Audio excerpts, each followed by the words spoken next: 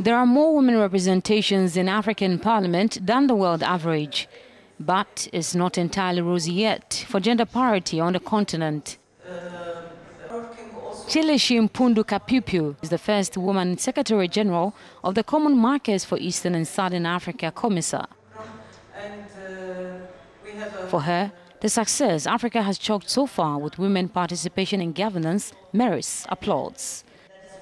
I think if you look at recent developments, for example, we have a new president in Ethiopia who's a woman.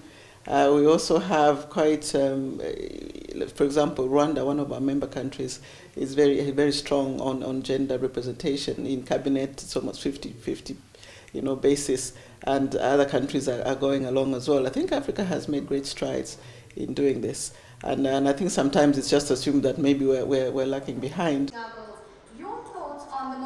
At the 2018 Africa Conference Sharm al-Sheikh, a call was made to give women a greater role on the African agenda. According to an African Development Bank AFDB study on inclusive boards in Africa's top-listed companies, 1/3 of African boardrooms have no women at all. This women rights advocates say needs to change. We can't focus on just women when they get into the workplace and then think that we're going to magically help them become leaders.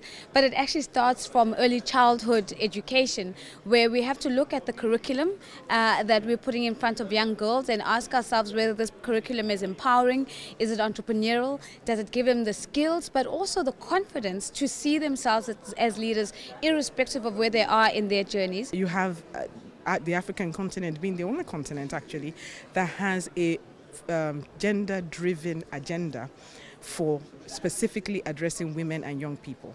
And so my hope is that in the next couple of years we would see more female participation in the boardrooms, in the financial sectors, in the construction industry where I have a number of my clients, and in many other sectors as well.